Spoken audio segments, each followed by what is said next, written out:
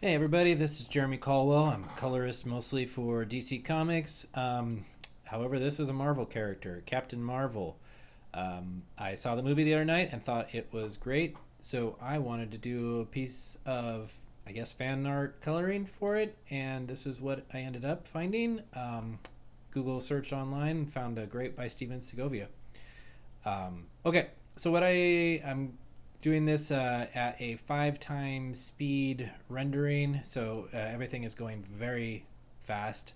I am a relatively fast colorist, but what you're seeing on screen is actually 5 times faster than I actually worked. So I tried an experiment on this one. It was successful for the most part. I took a theory that I used to learn in painting, my traditional painting classes, and that was the idea of painting in grisaille, which painting basically grayscale, and then putting color glazes on top of it. So what you're seeing here is the process that I already. If you'll notice the layers, I went ahead and left the layer palettes and everything, color selector, everything to be shown in this video. And what I'm doing, I'm painting a the light and dark on that gray layer, and above it is a layer set to color, and so that is where all the color value or color hue is coming in, and all the value is being controlled on the layer below it. So I am basically just painting. If you look at my color sampler up there in the right hand corner, is still all completely gray, just in various shades of gray, and because of the color layer on top of it, it is creating the different colors, values that you see within those colors, and basically it's just light and dark of that color, not actually affecting its hue shift at all, not making it warmer or cooler. There is a bit of effect of that, a visual simulation, I guess, of that, because of how the color layer works. Is it doesn't go isn't does not seem to be going strictly lighter or darker, specifically in the reds, because of the way I have CMYK soft proofing on. The software is representing what the final CMYK conversion would look like. So especially reds are very affected. If you were to look at this image as its native color profile of RGB, you would see a much brighter, more intense red. But unfortunately, in print comics, you cannot see those colors because they just can't print with the ink process that we have, the inks that we currently have access to. So that is why some of the reds will appear darker, and then as soon as they get just a little bit lighter, the intensity really pops forward, because that puts it back into a printable gamut that CMYK can handle, but that in anything in the darker areas, CMYK just kind of caps it off, and makes it a much darker red, a more muted red, I guess, as well. So that's part of the effect there. That's actually true for a lot of the situations you'll see. Is the CMYK just it doesn't have the color range that a RGB image would have, which is one thing to think about when you are working professionally, yes, but for anything, is knowing what your final CMYK color profile will be, and working with that on the software proofing color profile set. I believe it's I'm using Windows, so it's Control Y. You can work in RGB but have it represented as CMYK. I'm watching my video as I talk, so that I can kind of pace out the 5 times speed. So I can't open up Photoshop and let you know exactly what I'm doing for that. So at this point, I am still working on the grayscale layer, just creating different views, creating volumes, yeah, creating volume with the different different values of light and dark.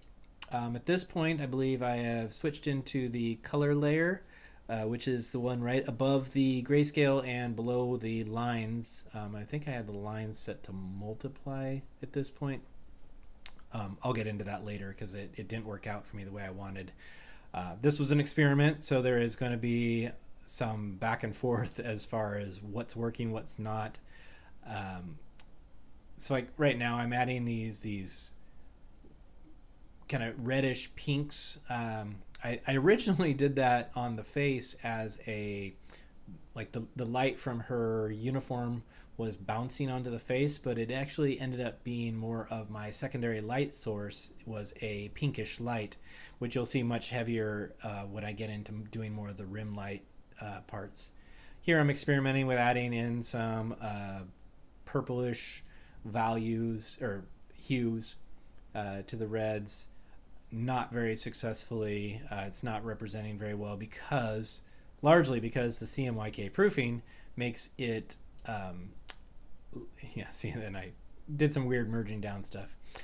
You saw for a brief flicker there how bright those reds were. That was because I had the proofing turned off. I was trying to figure out why when I added these purples to the reds, it was actually making them appear lighter instead of I was trying to make them kind of shadow purples. It's because in the color profile, when it got below that certain purple added to the red allowed it to be within the spectrum of RGB and not converted down to a darker red. I know that's a bit into the weeds technical side, but it is something you definitely have to think about when you are working as a colorist. So what you saw right there was me adding a layer set to multiply with kind of a dark blackish blue in there where I'm going to toss in some darker shadow values, kind of I guess block in, back up some of those pencil rendering black areas that Stephen had put in here. I am working, it is a masked layer, so I'm actually just working on the mask, not actually doing anything other than allowing it to I masked. So basically the whole layer was blocked, and now I'm painting white into that black mask area to where I want it to be, and that's what's creating the dark values. I'm not explaining that very well, but if you experiment with this, you will see how that works when you use a mask. It really just, to me, it's a much less destructive way of working and allows me more control. This is where I started putting on the bright, warm rim light.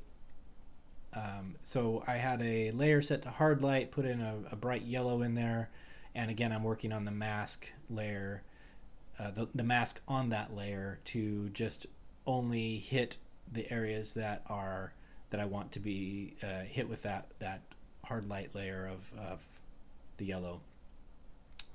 It's not having quite the effect I want. It's a bit harsh. So here in a little bit, you'll see me use some adjustment layers to, yeah, right there. I start to knock down that yellow to make it just a little more natural. And here's where I'm doing the opposite side, putting that pink that I mentioned earlier is starting to creep in.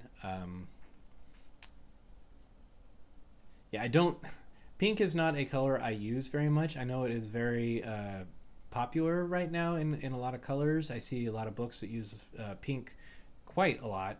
I have never been able to control pink very well. It always feels a little unnatural to me to use pink. But it does give a really nice counterbalance to the rim lighting, the warmer, I guess pink is still warm, but the yellow white rim lighting on the other side.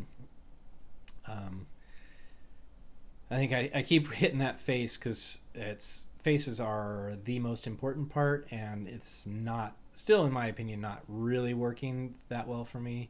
I think the rendering I left a little bit too heavy. I can't remember. I think I go back into it later and try and fix some of that. So let's see. We're about 9 minutes in. Got about 5 more minutes on this video.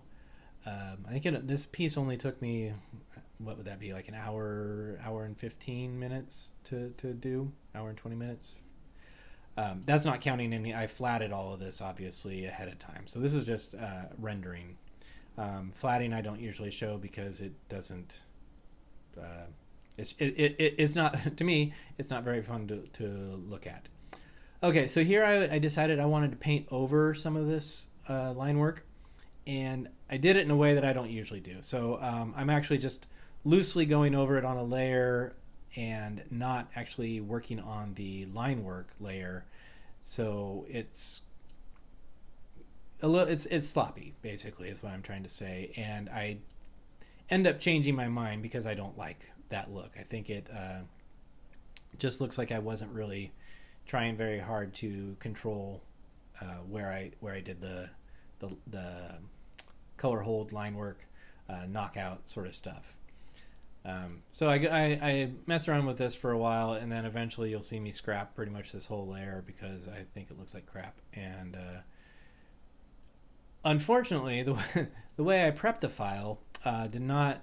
Normally, I would use the scripts that I got when I worked for Hi-Fi. They're also in their books, the Hi-Fi Master Color. Sorry, Brian, I can't remember all the names of them at this point. It's been a while. But they are scripts that you take the line work and it creates basically a transparency locked layer of line work so that then you can just paint the actual lines.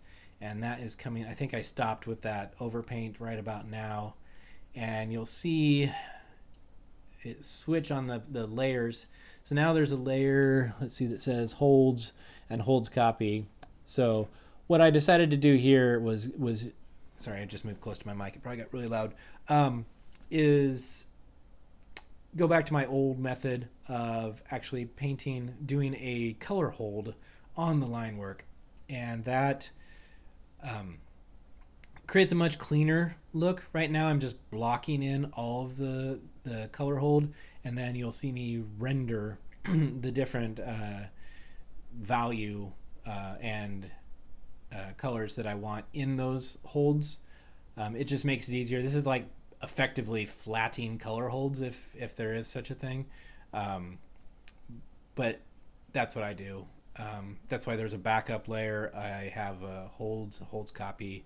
So you'll see that I selected, basically made all of her hair one color hold. And now I'm working obviously the face. It's too light. You'll notice how the rendering itself is kind of lost, is darker than some of the line work, and the lines should pretty much always be darker than the rendering, otherwise it looks funky.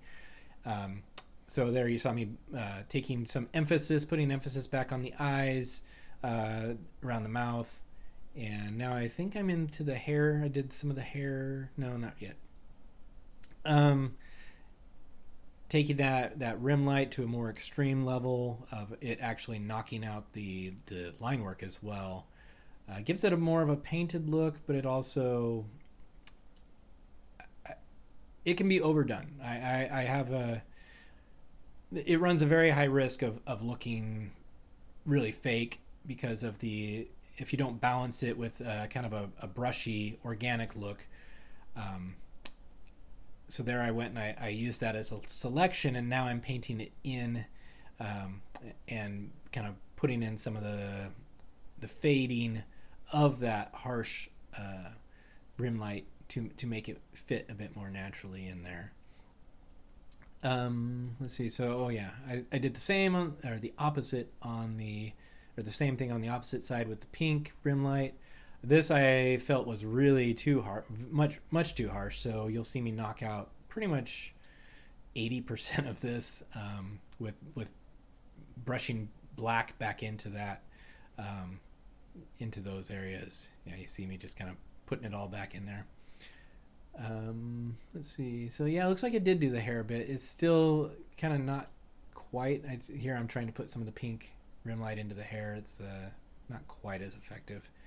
So I think that's put some adjustment layers to kind of pop things forward a bit more. Here's Stephen's black and white drawing, and that's Actually, that looks like an RGB version of the final. So that was it.